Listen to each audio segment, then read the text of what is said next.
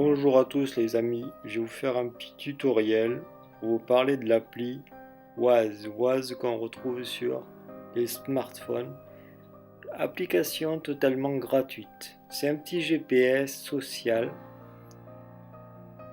qui regroupe une communauté d'utilisateurs. On est à peu près 9 400 000 utilisateurs dont on peut s'échanger toutes les informations variées et diverses comme les accidents ou les bouchons ou des travaux et les zones de contrôle sans oublier les forces de l'ordre.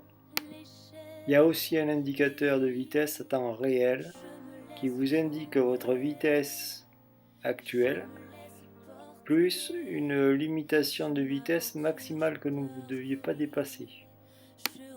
Ce qu'il y a de pratique avec ce type de GPS, c'est que par exemple, quand on est dans un lieu où on ne connaît pas du tout et qu'on veut aller dans un centre commercial bien spécifique et qu'on ne connaît pas l'adresse, grâce à ce GPS, on met juste le nom du magasin, comme Darty, Leclerc, Forfouille et compagnie.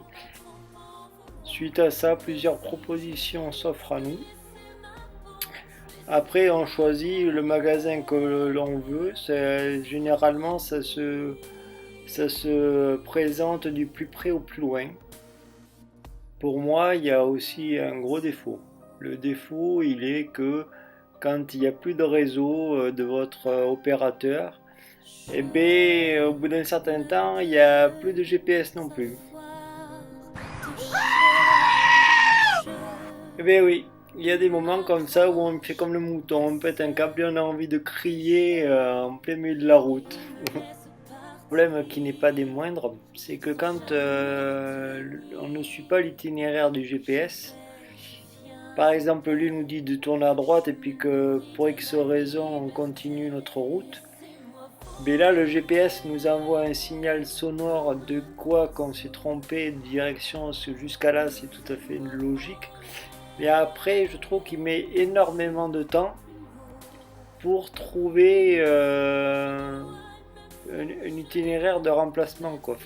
Pourtant, il y a du réseau, il y a tout ce qu'il faut, il y a un bon signal de l'opérateur en question, mais il cherche, il trouve pas d'itinéraire de remplacement. Voilà, je sais pas pourquoi. Je vous avouerai que des fois c'est un petit peu énervant. Bon, je vous invite à laisser vos commentaires de ce tuto et vous remerciant